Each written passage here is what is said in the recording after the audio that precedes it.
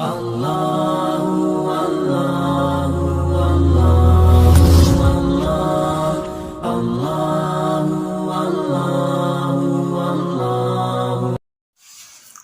علیکم ناظرین، میرا نام ہے محمد افضل کاسی اور آپ دیکھ رہے اسلام اینڈ مینٹور چینل۔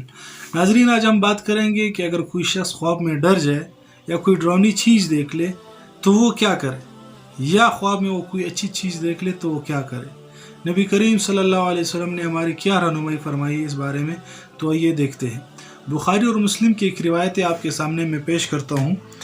آپ صلی اللہ علیہ وسلم نے فرمایا، الرؤیا الصالحہ من اللہ والحلم من الشیطان فإذا رأى أحدكم ما يحب فلا يحدث به إلا من يحب وإذا رأى ما يكره فليتعوذ بالله من شرها ومن شر الشيطان وليقل ثلاثا ولا يحدث بها أحدا فإنها لن تضره۔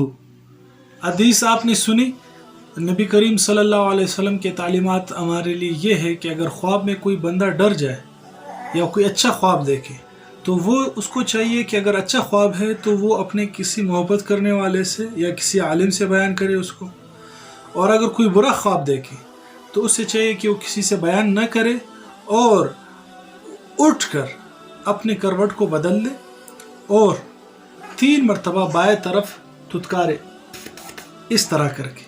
بہت زیادہ نہیں تھوکنا چاہیے، ایسا نہ ہو کہ بہت زیادہ تھوک کر ساتھ والے کوئی بھائی بہن سو رہا ہو تو اس کو تکلیف پہنچائے، اس طرح نہیں کرنا چاہیے۔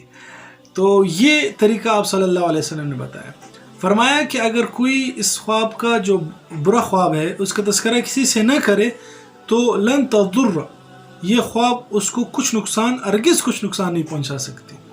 کہ جب کوئی خواب دیکھے تو چاہیے کہ انسان اٹھ جائے اس وقت اور اعوذ باللہ من الشیطان الرجیم پڑھے اور اللہ کی پناہ مانگے شیطان سے اور اس خواب کے شر سے۔ یہ 2 احادیث ہے جو آپ کے سامنے پیش کی گئی، ایک ابھی پیش کی جائے گی، اور دوسری مسلم کی روایت ہے۔ عن جابر رضی اللہ عنہ قال قال رسول اللہ صلی اللہ علیہ وسلم اذا رأى احدكم الرؤيا يكرهها فليبصق عن يساره 3 وليستعذ بالله من الشيطان 3 وليتحول عن جنبه۔ تو یہ ایک طریقہ تو جو آپ صلی اللہ علیہ وسلم نے ہمیں بتایا۔ اگر آپ نے کوئی خواب دیکھا ہے اور آپ اس کی تعبیر چاہتے ہیں تو آپ ہمیں واٹس اپ کر سکتے ہیں۔ میرا واٹس اپ نمبر آپ اسکرین پہ آپ کے سامنے آ جائے گا۔ جو بھی خواب ہو، ہم ہفتے میں 1 دن خواب کے متعلق ویڈیوز بنائیں گے، جو آپ کے خواب ہوں گے ان کی تعبیرات ہم پیش کریں گے، آپ نے جو پوچھے ہوں گے، اور خواب کی حقیقت کے بارے میں بتائیں گے کہ خواب کے بارے میں حضور صلی اللہ علیہ وسلم نے کیا کیا ارشادات فرمائے ہیں، خواب کے بارے میں کیا کیا غلط فہمیاں ہیں، وہ سب آپ کے سامنے پیش کریں گے۔ اور کوشش کرے کہ جو خواب آپ نے دیکھا ہو بعین ہی اسی طرح بیان کرے، اس میں کوئی بھی اپنی طرف سے بات شامل نہ کرے۔ جزاکم اللہ خیر و احسن الجزاء۔ چینل اگر آپ نے سبسکرائب نہیں کیا تو سبسکرائب کر لیں، اس طرح کی اچھی ویڈیوز آپ کو ملے گی۔ جزاکم اللہ خیر۔